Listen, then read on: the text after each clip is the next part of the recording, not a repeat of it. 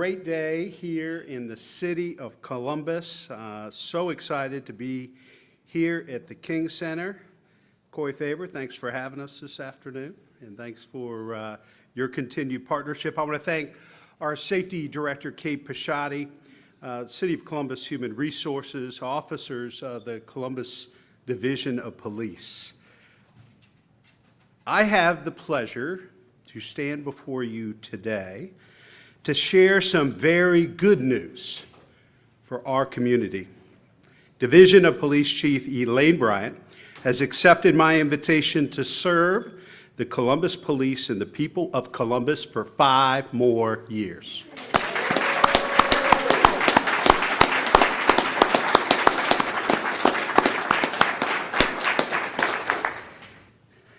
Now, if you'll allow me to take you back for a moment, I'd like to think back to where we were just 5 years ago in 2021. First year, the COVID pandemic had upended all of our lives. We witnessed civil unrest in response to George Floyd's murder. There was a demand for change and reform. We needed an accountable and diverse police force, safer neighborhoods, and more collaboration between community and police. We needed a new direction in leadership. We searched for someone with extensive experience in law enforcement. We wanted a person with sound judgment, empathy, and a commitment to community policing. I knew from the first moment I met Chief Elaine Bryant, she was the right leader at the right time for our community. Chief Bryant came to us with the track record we were looking for. In her 21 years with the Detroit Police Department, she had worked in underserved neighborhoods and experience in domestic violence, the Equal Employment Opportunity Office, Internal Affairs, and with Detroit Civilian Oversight. She had created and implemented community relations projects and had served as a liaison between the police and faith communities. So, we hired the first ever police chief from outside our system. And I know some of the people here in this room weren't necessarily in support of that at the time. There was not a consensus. This was a bold change, one of historic proportions. And the chief has stood and delivered for the people of Columbus over and over again. She also is the first African-American woman to serve in this role. It wasn't easy to go in a new direction. If you remember, Lacey, I took a lot of heat at the time. But I believe the hallmark of great leadership is making bold decisions that are in the best interest of the community. We need a chief to succeed. And so we made historic structural changes to the department to promote reform and ready her path for success. We created an assistant chief job classification with a straightforward intention to afford the future chief of police the freedom and flexibility to appoint at least some of her own executive staff to assist in the management of the division. Other changes at the Division of Police included an incentive program that allowed 100 personnel from the rank of commander down to retire early. We appreciated their service, but we wanted officers who were committed to changing the culture. The move helped broaden and deepen the inclusive pipeline of recruits entering the ranks. When she started, Chief Bryant was clear. She had 3 priorities: reduce violent crime, build officer morale, and strengthen public trust in our Division of Police. She has made significant inroads in 5 years. 5 years ago in mid-May, there had already been 73 homicides in this city. So far this year, there have been 21. And while even one is way too many, that progress is remarkable and should be commended. In addition to that incredible turnaround, felony assault cases have fallen year over year, and our major case investigation team, we used to call these cold cases, have solved 41 previously unsolved cases in the last 2 years. Under Chief Bryant's direction, our 2025 homicide solve rate was 123.8%. That means we solved 88.1% of homicides that occurred in the calendar year, but wrapped up cases from previous years as well. By comparison, in 2020, our solve rate for homicides was 54.8%. And in 2021, it was 64.8%. The chief has worked hard to build morale, and she's had success. We've worked very hard on increasing the diversity in our police ranks to better reflect the diversity of this community. And importantly, police tell us that tips from the community are as high as we've ever seen, helping us to solve crimes, which not only help bring closure to families, but can prevent future crimes as well. And Chief Bryant has prioritized innovation and collaboration in our policing approach. Let me give you a few examples. She was integral in our development of the Crime Gun Intelligence Center. This interagency effort between our police and multiple state and federal partners, including the Bureau of Alcohol, Tobacco, Firearms, and Explosives, it yields valuable information about crime guns much faster. It used to be months. Now, those matches are done in days. It has been a game changer for our officers in neighborhoods throughout this city that helps get more violent criminals and guns off our streets. Chief Bryant also launched the Non-Fatal Shooting Team. Last year, we launched a pilot in South Linden and Milo Grogan. For this program, we dedicate the same level of investigative expertise and urgency we bring to homicide cases to non-fatal shootings. Why?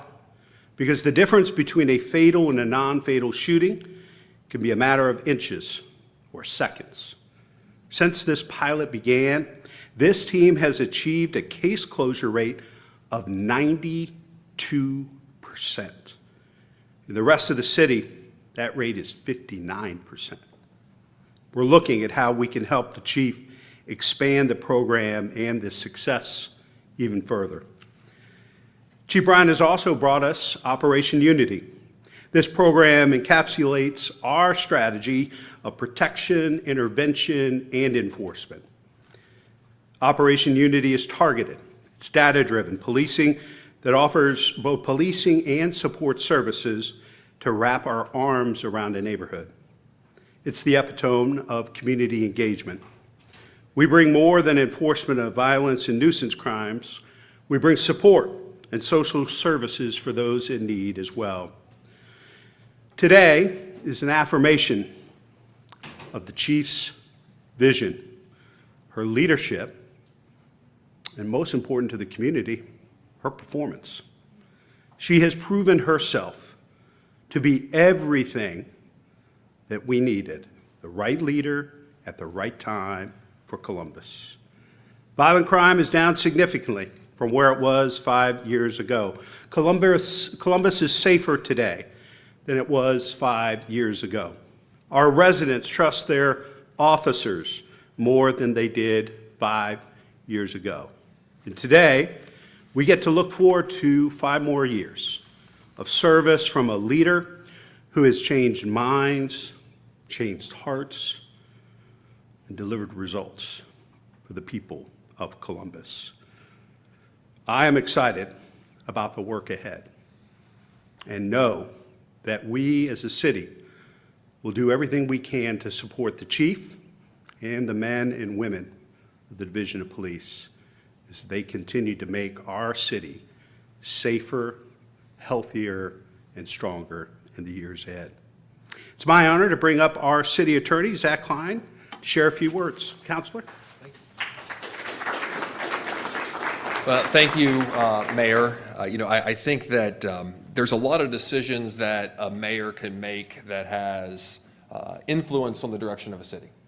And there are very few that can have a major impact in finding the right police chief and making sure the right police chief comes into our community and does the right thing and build community support and drive down crime can have a major impact. And Mayor, I want to applaud you for hiring Chief Bryant, and I want to applaud you for getting her to stay because she is, I think, the United States' best police chief. She is a wonderful person whom I've gotten to know over the past 5 years. Working with her, there's probably fewer city offices than my office that works directly, with the exception of the Department of Public Safety, with the police department, whether it's my prosecutor's office working with the Division of Police every day, or our police legal advisors working with the officers and the men and women of the Columbus Division of Police. But over the 5 years, I've gained insight not only as you as a leader, which I applaud, but you as a person. And you're a wonderful person who cares tremendously about the city of Columbus, and it shows every single day that you show up in and out of uniform because of how much you care and love this city. And I think the proof is in the pudding, because not only do you see it through community partnerships and driving down historic lows in the murder rate and violent crime with community partnerships like our friends Melissa St. Clair and the wonderful mothers of murdered Columbus children, but also the team that you've surrounded yourself with. It takes a wonderful team to lead the 14th largest city in the United States, to drive down crime, to pick up the pieces at a time when there was civil unrest and a lot of distrust between the community and law enforcement. But you and your team stepped in and have spent the past 5 years repairing and nurturing. And we see that reflected every single day through some of the stats that Mayor Ginther mentioned. So I look forward to the continued work and the continued success of what you're doing, and know that you always have a partner in the city attorney's office to make sure that we champion the awesome men and women of the Division of Police, but more importantly, we lift up the people of the city of Columbus and improve and fight for their safety every single day. So I'd like to bring up Erin Hathaway with Epic Youth. Thank you, Attorney Zach Klein, and thank you, Mayor Ginther. It is my honor to be here to celebrate this great news on behalf of Epic Youth. I am Erin Hathaway, the Executive Director and Co-founder, where we work every day to empower and equip young people with the skills they need to succeed in life. And that is the perspective I bring when I talk about the difference Chief Elaine Bryant and First Assistant Chief LaShawna Potts have made in our community. In the first year of leadership, Chief Bryant and Chief Potts made it a priority to sit directly with us at Epic Youth to listen, learn, and understand how they could support our organization and the youth we serve.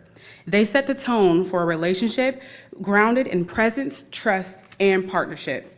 Because of that, we've been able to explore meaningful collaboration, including discussions around bringing the TAPS program to our students in the future. I understand the value of creating brave spaces where youth can engage with officers. I also understand, as a woman of color, how I need to be intentional about the spaces I create and who I introduce and how I introduce people to our students. And it's because of Chief Bryant and her leadership that trust has been built, and I feel confident creating that kind of space for our youth. Their leadership reflects a real investment in community, especially in young people. You can feel that they care not just about safety, but about what our young people need today and in their future. They are personable and relatable, which matters. And when Chief Potts visits our youth center, she doesn't just show authority, but we see the true person of who she is, and she knows how to connect with us and our students. Chief Bryant's commitment extends beyond policing. Her willingness to serve in spaces like the Commission on Black Girls reflects a broader version and vision for equity and opportunity.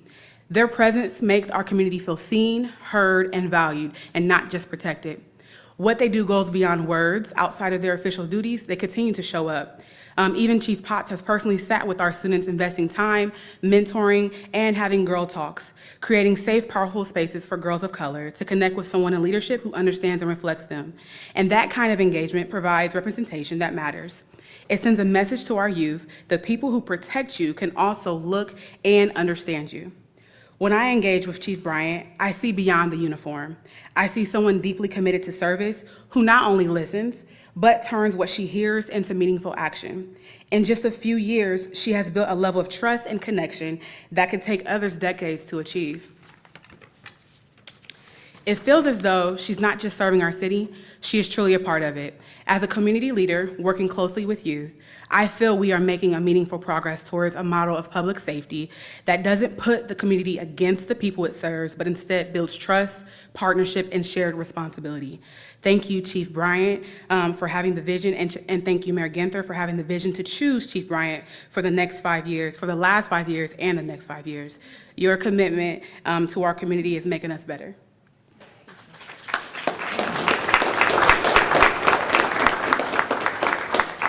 Let me introduce Wesley Moore from Our Brothers Keepers. Wesley?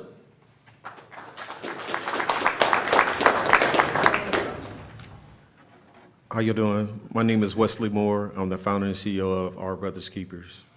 I came to know Chief Bryant through the work through Our Brothers Keepers. Our mission is to improve the outcome of young men of color. We work with the young people to guide them on a positive path. Some of them come from a home with trauma, some just like me, had already gone down the wrong road of acceptance. Many of them have distrust in law enforcement. Chief Bryant was able to cut through all of that, and she connected with these young men on a human level. She showed up on a real way and made a real impact. She didn't talk to our youth through speeches or through the news. She met with them face to face. In the time when the Kia Boys was drawing young people in illegal, dangerous behavior, Chief Bryant made them understand that she cared about them and their safety. That was the start of building trust and feeling safety. She built on that by following up with regular check-ins. I saw them firsthand and heard it directly from the youth that I serve. Chief Bryant, by extension, the other officers led by example, was no longer a stranger with badges. It is a powerful thing to see it's a powerful thing to see those walls come down. That's how we build partnership with the community and also with the Columbus City. That started on making positive change together. On a personal note, in the past, my own daughter didn't have a positive feeling towards police. After meeting Chief Bryant, she came with inspiration to become a police officer. She considered becoming a police officer all by herself. This is the true meaning behind the phrase, if she can see it, she can be it. I'm very happy that our division of police will continue to be led by Chief Bryant. I want to thank the mayor also for leading us and picking the right chief and recognize that she is what Columbus needs. I look forward to more years of partnering and building trust, inspiring young people, and making our city safe. Congratulations, Chief. And on a personal note, I want to say when she came to our location and I asked her, not to come with her uniform on because of the youth, and she came in there, the first thing they seen was a mother figure. And then they realized that was a police officer and the respect they had for her. So congratulations, Chief, and I look forward for you to serve us for the next 5 years.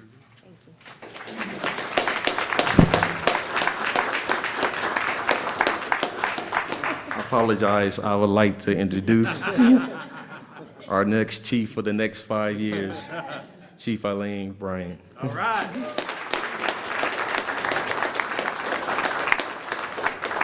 Thank you. Good afternoon. Afternoon. First, I would like to acknowledge and thank Mayor Ginther and Director Prashadi for their belief in my leadership and their continued trust and support. I'm honored to continue serving as your Chief of Police. A little under 5 years ago, I arrived here from Detroit during a time when our community was experiencing turmoil. Relationships were fractured, or in some cases, non-existent between community and police. There was conflict internally amongst personnel and between city leadership and the division. Morale was low, crime was spiking, and people were disengaged. I knew I was called to be the bridge to repair relationships and strengthen bonds. Upon my arrival, there were a lot of challenges within our community and our division. I knew early on that progress would require humility to sit down and listen and learn.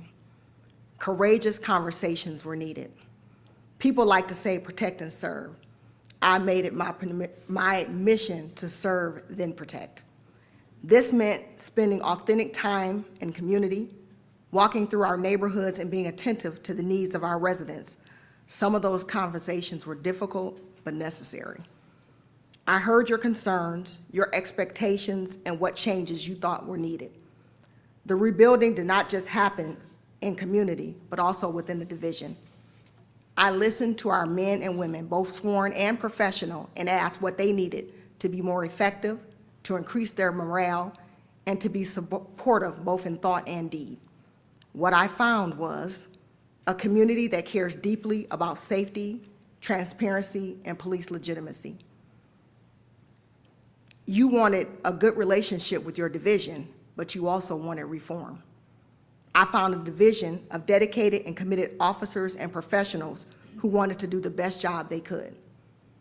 But they needed to know their leadership would be supported during good times and bad. Those conversations, as difficult and uncomfortable as some of them were, turned into stronger relationships. This led to a community that has embraced me, not only as their chief, but also as a resident of this city, and for that, I am eternally grateful. A resident right here, by the way, I might add, King Lincoln.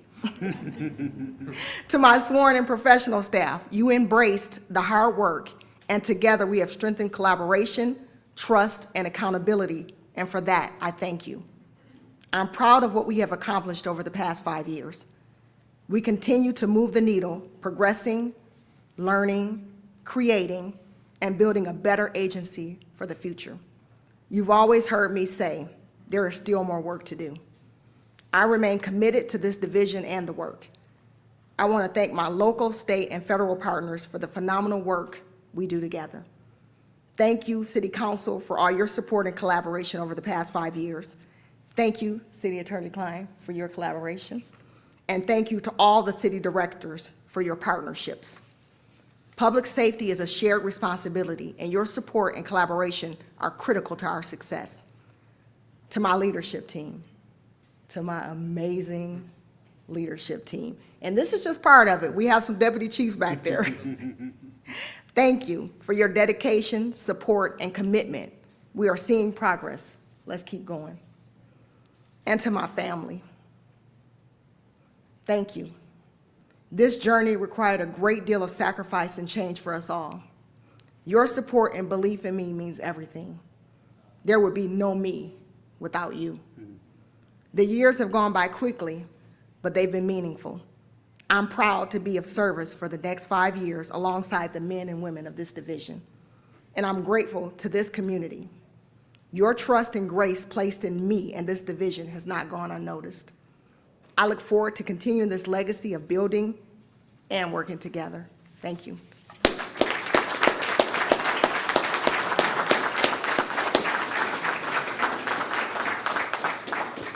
Well, this is the chief's day, so if you have questions about today's announcement, you can ask them when we're all up here together. If you want to ask me about fire trucks or how the Cavaliers are going to beat the Pistons Friday, is that all right? Is that, we'll stick around, I'll do one-on-ones with you. But any questions about today's announcement? Yes? Will Chief Bryant's salary stay the same, or? I think we'll get the details for you on that. I think the director and Jennifer have those details. We'll make sure to get those to you. Yeah. Chief, the mayor mentioned some of the goals that you set when you were starting back 5 years ago. What are the next goals that you're looking to achieve? In addition to continuing the great work that we've been doing, we have a couple of projects that we're definitely working on. Some of them are youth-based, as you know. We definitely want to make sure we continue to wrap our arms around our youth and our community and making sure that we do everything we can to let them be successful. And the ones that are not being successful, the ones that continue to plague and create the violence and continue to be influencers, we're going to make sure we hold them accountable as well. We're also looking to obviously increase our technology, make sure that we stay as forward-facing as we can, and continue to move forward with the division. Lacey? Chief Bryant, it was your first or second day when Mackenzie Ridley was shot and killed, and you came in front of us just like you are today. For you personally, what has changed in the last 5 years from that day to now? Yes, I remember that day like it was yesterday, and that is one of the cases that still haunts me to this day. Coming into the division, coming into this community, first day on the job, having a young lady be murdered was horrific for me. And I vowed that I would do everything that I can to solve as many cases as possible, to stop as much violence as possible. I think we've done a really great job in reforming how we look at cases, how we continue to show up, how we continue to engage our community. And because of that, we've done a great job in reducing crime. But just like the mayor said, one is one too many. So we're going to continue to do everything that we can to decrease crime and keep engaging our community and keep moving forward. Chief, congratulations. When you speak with your staff, what do you hear the consensus of being maybe the main concern or problem that your officers are facing? Well, right now, one of the first things that they kept asking me is, "Are you staying? Are you staying? What's getting ready to happen? What's getting ready to happen?" But no, they are. The officers are so committed to doing their job. I think that sometimes it gets lost because enforcement is obviously what people think about when you think about police, but our officers are so engaged in the community. They are so collaborative with the residents, so collaborative with the businesses, so collaborative with our community advocates. And so they're seeing that relationship form into tips. They're seeing that relationship form into better partnerships, and so that crime is being reduced. And it's not just us standing up here. Our residents are huge in doing that, and so I think that it's important for them to continue building those relationships, but it's also important for them to continue to get the support that they need from this leadership team as well as the city leaders to make sure that when they are doing the right thing for the right reasons, we will have their back 100%. If they do something wrong, we hold them accountable. We've never strayed from that message. That has always been the message from day one. From Detroit, now that you've spent 5 years here, what's surprised you the most about this community? We have some great food. No, it's a great community. I think it's one of America's best kept secrets, extremely friendly, people that are so invested in making sure that people are successful, people that wrap their arms around each other. I have met so many community members, so many residents that have done nothing but, "I'm praying for you. What do you need?" The support has been phenomenal. And so for that, I'm grateful. It was a pleasant surprise, but grateful. So, talking about the support, will you also say that you had the support internally, because you were hired from outside Columbus? Will you say you had the support internally within the police department in the last 5 years? So this is what I will tell you. The majority of the officers embraced the change. They embraced new leadership. All they asked of me when I went to different roll calls, and we have officer advisory panels, and some of those members are here today as well. We meet with them monthly to ask them, what do you need? What could we be doing better? We meet with them because we know how important it is for us to be able to hear directly from them what it is that they're experiencing, what they need, and things like that. But what I can tell you is that the majority of officers were ready to embrace change. They were ready to embrace new leadership. They just asked again that we have their back, not just privately, but publicly when they were right. And so that was not too much of an issue. Wherever you go, you're going to have issues. So there were some people, people that we ran into that didn't necessarily want to see success or didn't necessarily want to see change, but that did not stop this division, this leadership team from being able to move forward and still make progress. Chief, there's calls for FOP President Brian Steele to resign over recent remarks that he made regarding the Jason Meade verdict. What's your opinion on that? This is what I will tell you. Brian Steele is the president of the Fraternal Order of Police. He does not speak for the Columbus Division of Police. The Fraternal Order of Police has about 29 agencies within the city of the state of Ohio that they represent. And so I look forward to continuing the relationships that I've built with our community members, with our advocates, with all the people that are in our community trying to do the great work. And I'm going to move forward to make sure that those relationships stay strengthened and they know how much I respect and appreciate the collaborations that we have. Yes. Any plans to expand the non-fatal shooting team yet? I know it's been your baby since its success has been, reported. Any plans to expand it just yet? Yes, we do definitely want to expand it. We are obviously looking at the data, making sure that we are expanding it in the right location, but absolutely it will be expanding. Thanks, everybody. Thank you. Congratulations. Thank you.